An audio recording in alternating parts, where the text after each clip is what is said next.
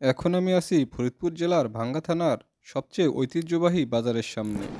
এটি খুব ব্যস্ত রাস্তা, তাই দেখে শুনে রাস্তা পার হয়ে বাজারে প্রবেশ করার চেষ্টা করছি। ফরিদপুরের ভাঙ্গা থানার নাম সামনে আসলেই অনেকের মনেই ভেসে ওঠে উন্নত রাস্তা আর চাকচিক্যময় শহর। তাই তো শহরের ভিতরের চিত্র তুলে ধরার জন্যই এই ভিডিওটি তৈরি করা। ইতিমধ্যেই ভাঙ্গা বাজারের মূল ফটকে প্রবেশ করেছি। এখনই দেখতে চলেছেন ভাঙ্গা বাজারের মূল চিত্র। যারা ভাঙ্গার বাইরের জনগণ তাদের উদ্দেশ্যেই মূলত এই ভিডিওটি তৈরি করা। এটি হচ্ছে ভাঙ্গা বাজারের প্রবেশপথের মূল ফটকের প্রধান রাস্তা। এই রাস্তা দেখে মনে হচ্ছে ভাঙ্গা বাজারের মনে হয় কোনো বাবা মা নাই, দেখার কেউ নাই, কি একটা অবস্থা। এই বাজারে প্রতি মাসে প্রায় হাজার হাজার কোটি টাকার লেনদেন হয়, তবুও এই বাজারে রাস্তা পরিষ্কার করার জন্য একটা লোক নাই। তার চেয়েও বড় কথা হলো, সামান্য একটু বৃষ্টি নামলে এই রাস্তার এমন পরিস্থিতি হয়, জামাকাপড় নিয়ে এই রাস্তা দিয়ে হেঁটে যাওয়াই অসম্ভব হয়ে পড়ে। ভোগান্তিতে পড়তে হয় নারী পুরুষ সহ সকল জনগণকে।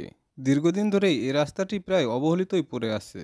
তাই তো জনগণের ভোগান্তির কথা মাথায় রেখে কর্তৃপক্ষের দৃষ্টি আকর্ষণ করছি, অতি দ্রুত রাস্তাটি মেরামত করার চেষ্টা করুন, জনগণের ভোগান্তি দূর করুন।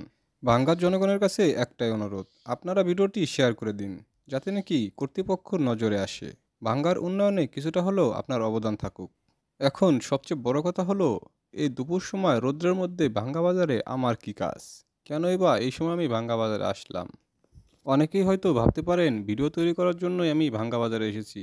আসলে তা নয়। আপনারা অনেকেই জানেন আমার ছোট্ট একটা ফার্মেসি বিজনেস আছে, যার জন্যই কিছু মালামাল প্রয়োজন ছিল, সেই জন্যই ভাঙ্গা বাজারে আসা। তবে দীর্ঘদিন ধরেই ভাঙ্গা বাজারের এই অবহেলিত চিত্র দেখে নিজেকে আর ধরে রাখতে পারলাম না। শেষ পর্যন্ত ভিডিওটা তৈরি করেই ফেললাম। এখন আমি আছি ভাঙ্গা বাজারের ঠিক মাঝ বরাবর। এটি হচ্ছে ভাঙ্গা বাজারের কাঁচা বাজারের হাট।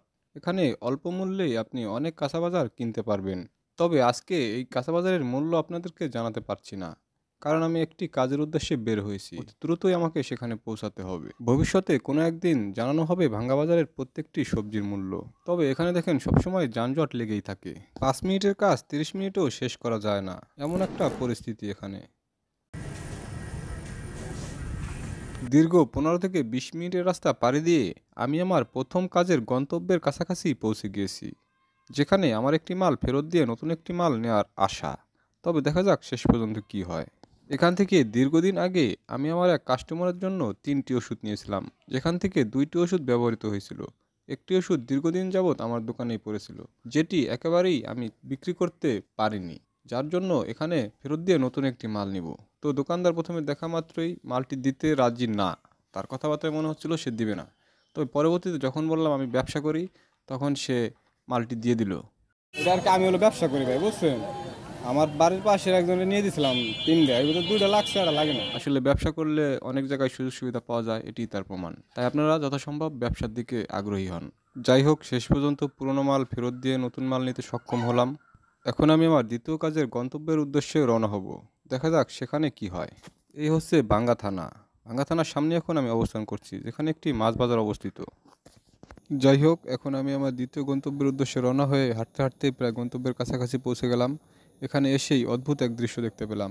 এখানে নতুন এক মেলার আয়োজন করা হয়েছে, যেই মেলার নাম দেওয়া হয়েছে সস্তার বাজার। এখানে হয়তো সস্তায় সব কিছু পাওয়া যাবে। যাই হোক, এই বাজারে এখন আমি প্রবেশ করতে চাচ্ছি না, কারণ আমার দোকানের জন্য মাল নিতে হবে, সেখানে যাব।